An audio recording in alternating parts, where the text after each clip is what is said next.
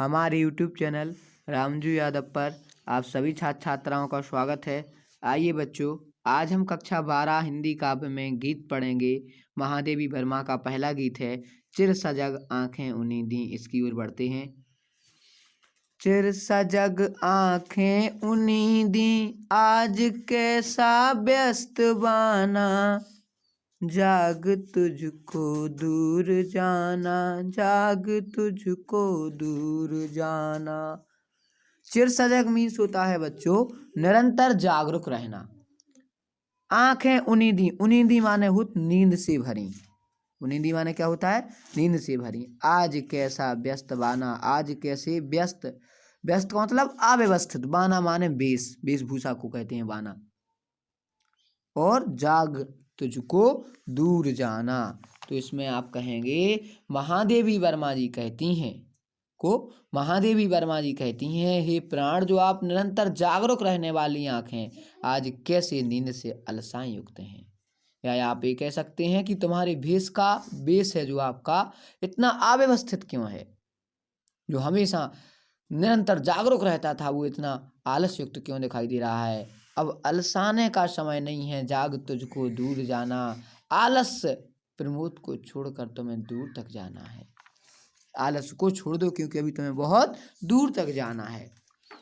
अचल हिमगिरी के हृदय में आज चाहे कंप हो ले, या प्रलय के आंसुओं में मौन अलसित व्योम रोले। अचल हिमगिरी के हृदय में, अचल माने धरण जो कभी ना चले, हिमगिरी माने हिमालय के हृदय में आज चाहे कंप हो ले, या प्रलय के आंसुओं में मौन अलसित व्योम रोले।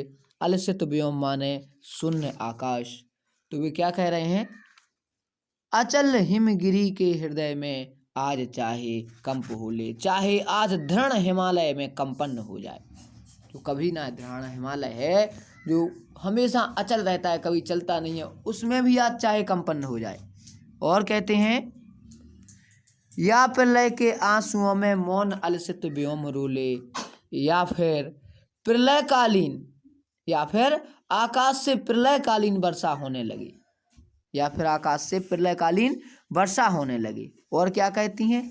आज पी आलोक डोले तिमिर की घोर छाया, जागिया विद्युत शिखाओं में निठुर तूफान बोले। आज पी आलोक, आलोक माने प्रकाश, डोले तिमिर, तिमिर माने होता है बच्चों अंधकार। जाग विद्युत शिखाओं मीन्स होता है बिजली की चमक में निठुर तूफान बोले। निठुर माने कठोर, निठुर माने क्या होता है बच्चों? कठोर। तो महादेवी वर्मा जी कहती हैं आज चाहे घोर अंधकार प्रकाश को निकल जाए, आज पी आलोक को डोले तिमिर की घोर छाया, चाहे आज घोर अंधकार प्रकाश को निकल जाए, जाग विद्युत शिखाओं में निठुर तूफान बोले, चाहे चमकती और कड़कती बिजली से तूफान बोलने लगे, चाहे चमकती और कड़कती बिजली से तूफान बोलने लगे, पर तुझे है नास पथ पर अपने चिन्ह छोड़ जाना। कितनी सुंदर बात कहती हैं। लेकिन याद रखना, तू उस विनाश बेला में भी अपने चिन्हों को छोड़ते चलना है। तुझे किसी भी परिस्थिति में अपने पथ से विचलित नहीं होना है। और महादेवी वर्मा जी पुनः कहती हैं कि अब तू जाग जा क्योंकि तुझे बहुत दूर तक जाना है। उम्मीद करते हैं सभी बच्चों को समझ में आया होगा। नेक्स्ट की ओर बढ़ते हैं। बांध लेंगे क्या तुझे यह मोम के बंधन सजीले, पंथ की बाधा बनेंगे तितलियों के पर रंगीले। महादेवी वर्मा जी कहती हैं बांध लेंगे क्या तुझे मोम के बंधन रंगीले। मोम के बंधन के मतलब मोम के समान शीघ्र नष्ट होने वाले। कवित्री कहती हैं कि हे प्राण, क्या मोम के समान शीघ्र नष्ट हो जाने वाले अस्थिर सुंदरी सांसारिक बंधन तुझे साधना मार्ग में बाधा उत्पन्न करेंगे? पंथ की बाधा बनेंगे तितलियों के पर रंगीले।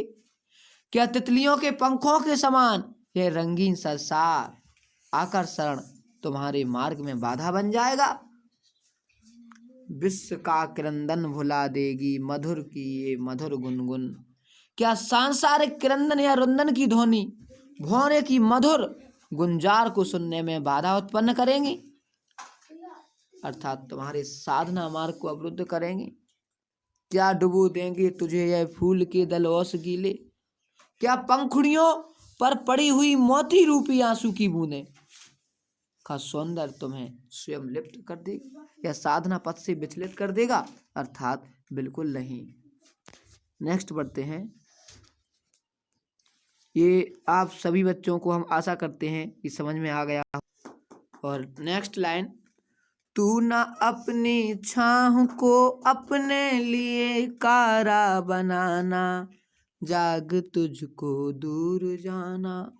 तुम अपनी प्रति छाया को अपना बंधन मत बनाओ, अर्थात संसार के विविध आकर्षण से तुम्हारी जो छाया मात्र है उससे आप हट जाओ, अपने मार्ग को मत भूलो। आशा करते हैं सभी बच्चों को समझ में आ गया। एक बार और इस पैराग्राफ का रिवाइज कर लेते हैं। बांध लेंगे क्या तुझे यह मोम के बंधन सजीले, महादेवी वर्मा जी कहती हैं क्या मोम के समान शीघ्र नष्ट होने वाले बंधन तुम्हें सांसारिक बंधन में बांध लेंगे, पंथ की बाधा बनेंगे तितलियों के पर रंगीले, क्या तितलियों के पंखों के समान यह रंगीन संसार का आकर्षण तुम्हारी मार्ग की बाधा बन जाएगा। विश्व का क्रंदन भुला देगी मधुर की मधुर गुनगुन, क्या सांसारिक रुदन की ध्वनि भौरे की मधुर गुंजार को सुनने में बाधा उत्पन्न कर सकती है। क्या डुबो देंगे तुझे यह फूल दल के ओस गीले, क्या पुष्पों की पंखुड़ियों पर पड़ी हुई मोती रूपी आंसुओं की बूंदें का सौंदर्य तुम्हें स्वयं में लिप्त करके साधना पथ से विचलित कर देगा, अर्थात बिल्कुल नहीं। तू अपनी छाया को अपने लिए कारा बनाना, जाग तुझको दूर जाना।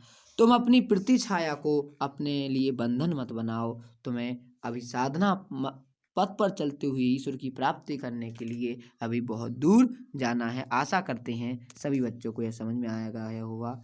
नेक्स्ट की ओर बढ़ते हैं।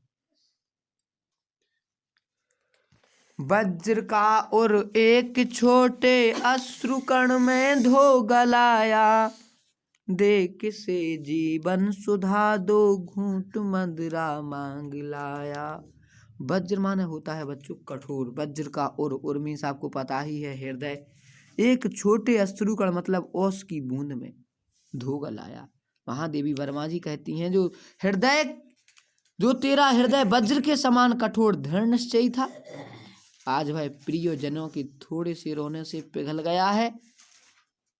देख से जीवन सुधा यानी जीवन का अमृत दो घूंट मदिरा मांग लाया। और आगे कहती हैं महादेवी वर्मा जी कहती हैं, तूने अपने जीवन की अमृत रूपी शक्ति साहस को त्याग कर जीवन को छोड़कर मदिरा पान करने वाले व्यक्ति के समान तुच्छ आलस जीना कहाँ से सीख लिया। देख किसे जीवन सुधा तू दो घूंट मदिरा मांग लाया, अर्थात तू अपने जीवन सुधा यानी एक सुंदर जीवन व्यतीत करने वाला व्यक्ति था और तेरे मन में आलस्य कहाँ से आ गया। नेक्स्ट लाइन बढ़ते हैं।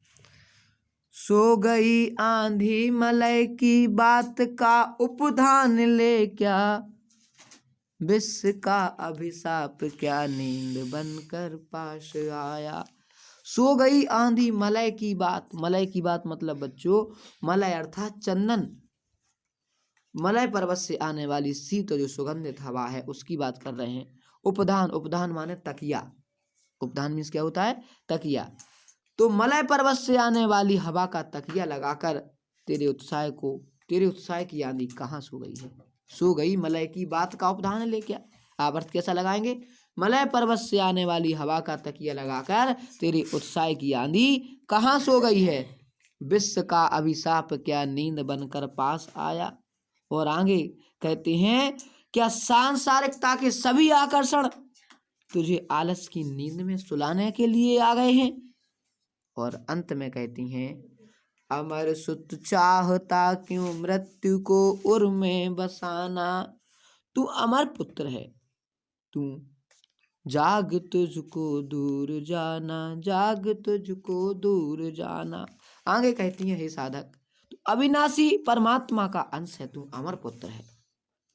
अमर सुत चाहता क्यों, तू अमर पुत्र है, तू उस परमात्मा का पुत्र है जो कभी नहीं मरता। क्यों मृत्यु को उर में बसाना, तू सांसारिक जीवन मरण के चक्कर में क्यों बंधना चाहता है। तू सांसारिकता के जीवन मृत्यु के चक्कर में क्यों बनना चाहता है? जाग तुझको दूर जाना, तुझे साधना पथ पर अभी बहुत दूर जाना है। आशा करते हैं सभी बच्चों को समझ में आ गया होगा।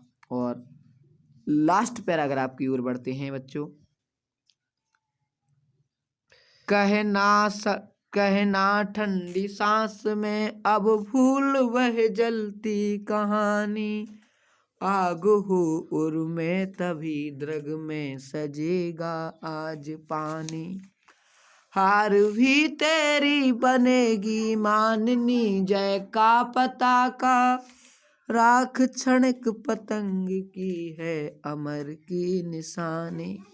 कहना ठंडी सांस में अब भूल वह जलती कहानी। ठंडी सांस का मतलब दुख की सांस है, जलती कहानी मतलब कष्टों की कहानी। महादेवी वर्मा जी कहती हैं, वे कहती हैं, कहना ठंडी सांस में अब भूल वह जलती कहानी। महादेवी वर्मा जी कहती है कि जो साधना पथ के मार्ग पर चलता है उसे अपने जीवन में बहुत दुख आता है, और वे कहती हैं कि उस कष्टों को ठंडी सांस लेते हुए दोहराने से कोई लाभ नहीं है। जो साधना मार्ग पे आपको कष्ट आए, अगर आप उसे ठंडी सांस लेते हुए दोहराएंगे तो उसमें कोई लाभ नहीं मिलेगा। आग हो उर में तभी द्रग में सजेगा पानी। जब तक हृदय में आग नहीं होगी तब तक मनुष्य की आंखों से टपकते हुए आंसुओं का कोई मूल्य नहीं होता। महादेवी वर्मा जी कहती हैं, जब तक हृदय में आग नहीं होती तब तक मनुष्य की आंखों से टपकते हुए आंसुओं का कोई मूल्य नहीं होता। हार भी तेरी बनेगी माननी जय का पताका। यदि तू साधना पथ पर हार भी गया ना, तेरे हाथ सफलता भी ना लगी, तब भी तू सफल ही कहलाएगा। वे कहती हैं कि प्रयत्न में सफलता भी हाथ लगती है, तो वह किसी, अगर असफलता हाथ लगती है तो वह किसी सफलता से कम नहीं है, किसी विजय से कम नहीं होती है। और आगे कहती हैं, राख क्षणिक पतंग की है अमर की निशानी। पतंगा अपने उद्देश्य के लिए दीपक का जलकर राख हो जाता है, चारों ओर दीपक के लो के चारों चक्कर लगाता रहता है, उसी में जल जाता है, मर मिट जाता है अपने उद्देश्य की प्राप्ति के लिए, और उस उद्देश्य की प्राप्ति के लिए वह अमर हो जाता है तुझे अंगार सैया पर मृदुल कलियां बिछाना। और कहती हैं, तुझे अपनी तपस्या से संसार रूपी इस अंगार सैया पर फूलों की कलियां, आनंदमय जीवन का निर्माण करना है। जाग तुझको दूर जाना, हे साधक तू जाग जा, क्योंकि तुझे अभी बहुत दूर जाना होगा। आशा करते हैं सभी बच्चों को महादेवी वर्मा के गीत का फर्स्ट पार्ट आपको समझ में आया होगा। सेकंड पार्ट हम बहुत जल्द डालेंगे बच्चों। अगर वीडियो आपको अच्छी लगे तो सब्सक्राइब करें, शेयर करें और बेल आइकन का बटन दबाएं।